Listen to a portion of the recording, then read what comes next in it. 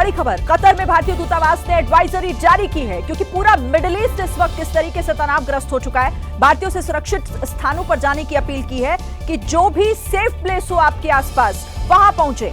अच्छा, एक और बड़ा अपडेट, जॉर्डन में भी हमला हुआ है। जॉर्डन में भी अमेरिका का सैन्य बेस है और वहां पर भी मिसाइल अटैक किया है ईरान ने। तो एक एक कर देखिए, जिस तरीके की बात अब से थोड़ी देर पहले हम कर रहे थे कि और भी जगहों पर हमले हो सकते हैं, हमले की खबर आ सकती है, तो लगातार अब ये बढ़ते जा रहे हैं एक एक कर। जहां पर अमेरिका ने मिडिल ईस्ट में अपने आप को मौजूद रखा है, अपनी मौजूदगी दर्ज कराई है, अपने अमेरिका के जो सैन्य बेस, मिलिट्री बेस तैयार किए हुए हैं, वहां पर ईरान ने हमला किया है। चाहे आप बहरीन की बात कर लीजिए, कुवैत की बात कर लीजिए, सीरिया में हमला किया गया, इराक में हमला किया गया और अब जॉर्डन से खबर आ रही है कि जॉर्डन पर भी जो सैन्य बेस अमेरिका का मौजूद है उस पर निशाना साधा है अपनी मिसाइलों से ईरान ने। तो ईरान ने ये जवाबी कार्रवाई की है। ईरान पर जिस तरह से अमेरिका ने अटैक किया था और ईरान इजराइल की इस युद्ध में, इस लड़ाई में जिस तरह से अमेरिका कूदा था, उसके बाद अब ये जवाबी कार्रवाई ईरान की तरफ से।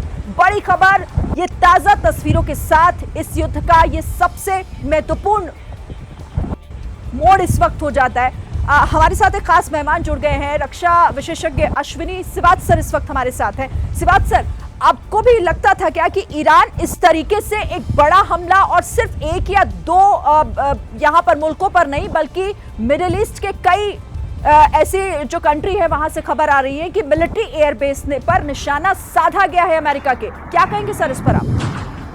हाँ बिल्कुल, देखो सच्चाई था कि कुछ न कुछ तो ईरान ने करना था, उसको भी ऑनरेबल एग्जिट, क्योंकि अगर उसके अटैक हुआ है और 3 जो बड़ी बेसिस पे हमला हुआ था, जिस प्रकार से उसमें काफी नुकसान भी हुआ, जहां पर न्यूक्लियर फैसिलिटी थी, तो पलट वार तो करना था। उसके बाद 2 ऑप्शन है, एक तो यही था कि जो मिलिट्री बेसिस हैं यूएस की मिडिल ईस्ट में, जो कि करीब के 20 के करीब हैं और जो 9 परमानेंट है, उन पे हमला करना, प्लस जो आपका स्टेट ऑफ हॉर्मुज है उसको बंद करना।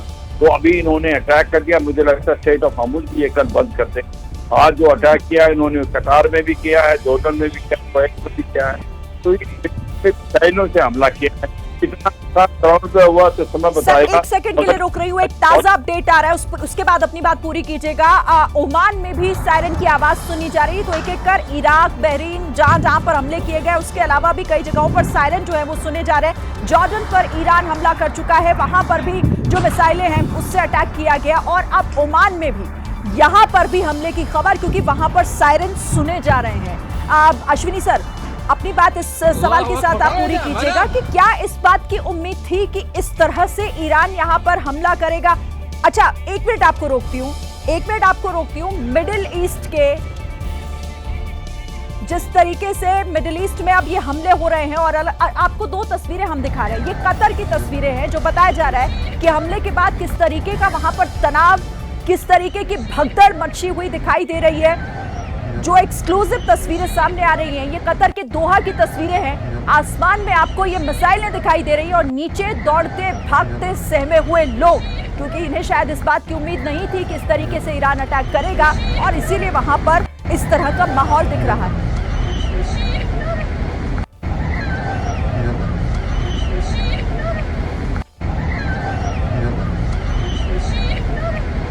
हेलो,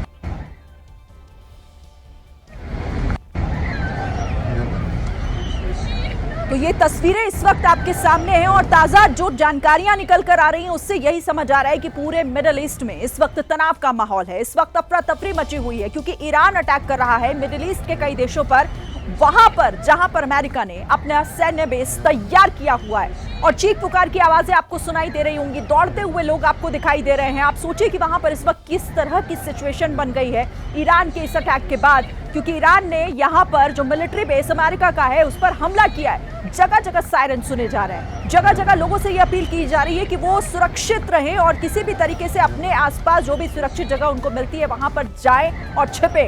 ईरान का जॉर्डन पर भी हमला हुआ है, Qatar, Syria, Iraq, Jordan, Saudi Arabia, जहां जहां पर हमला किया है, कुवैत, बहरीन, यूएई और ओमान में हमले की खबर है, क्योंकि वहां पर सायरन की आवाजें सुनी जा रही हैं। कुल मिलाकर 9 देश, मिडिल ईस्ट के 9 देशों पर ईरान ने हमला किया है। आप समझिए इस बात को कि 9 देश, जहां जहां पर मिडिल ईस्ट में अमेरिका ने अपनी पैठ जमाई हुई थी, अपने लिए जो अमेरिका ने सैन्य बेस तैयार किए हुए थे, उन सभी जगहों को चुनकर उन पर हमला ईरान ने किया है। तो मिडिल ईस्ट का ये तनाव सिर्फ 2 देशों से निकलकर अब किस तरीके से आगे बढ़ रहा है, क्योंकि 9 देशों को टारगेट कर यहां पर अमेरिका के सैन्य बेस पर हमला किया है। आप आवाजें भी सुन पा रहे होंगे, आप ये तस्वीरें भी देख रहे हैं कि किस तरह से यहाँ तनाव बढ़ रहा है, अफरा तफरी मची हुई है, क्योंकि अचानक से हुए हमले के बाद किसी को ये समझ नहीं आया कि आखिर आसमान में क्या हो रहा है। तबाही की तस्वीरें हैं और जो लगातार 11 दिन हो चुके हैं इस युद्ध को, बढ़ती जा रही है। तो कतर से लेकर चाहे जॉर्डन की बात कर लीजिए, सीरिया की बात कर लीजिए, इराक और साथ ही सऊदी अरब, सभी जगहों पर कुल मिलाकर 9 देश ऐसे बताए जा रहे हैं जहां पर ईरान ने हमला किया है। मिडिल ईस्ट के कई देश जहां पर अमेरिका का बेस मौजूद है, उसने अपना मिलिट्री बेस तैयार किया हुआ है और वहीं पर हमला हुआ है। हमारे साथ इस वक्त हमारे सहयोगी विशाल पांडे लाइव हमारे साथ जुड़ गए हैं। विशाल, मिडिल ईस्ट के 9 देशों पर ईरान ने हमला किया क्योंकि वहां अमेरिका के बेस मौजूद थे, मिलिट्री बेस मौजूद थे। आपको और क्या जानकारी मिल रही है?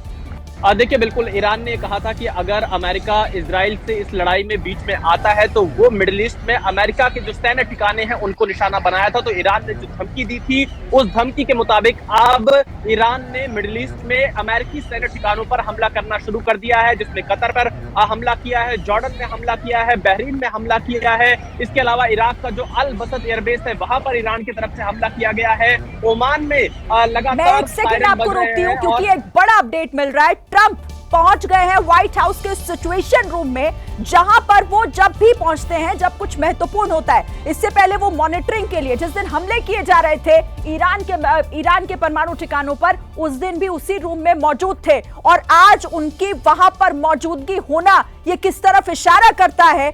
क्या अब बड़ा अमेरिका करने वाला है? क्योंकि अमेरिका चुप नहीं बैठेगा। अमेरिका ने पहले ही कहा था शांति अगर नहीं बरती ईरान ने तो वो इसका और भी बुरी तरीके से जवाब देगा। तो इंतजार अब करना होगा कि अमेरिका इन हमलों का जवाब किस तरह से देता है। फिलहाल इस वक्त का ये सबसे बड़ा अपडेट, और उस रूम में, उस सिचुएशन रूम में पहुंचना आखिर क्या कहा जा सकता है, इसको लेकर इस वक्त का ये बड़ा अपडेट है।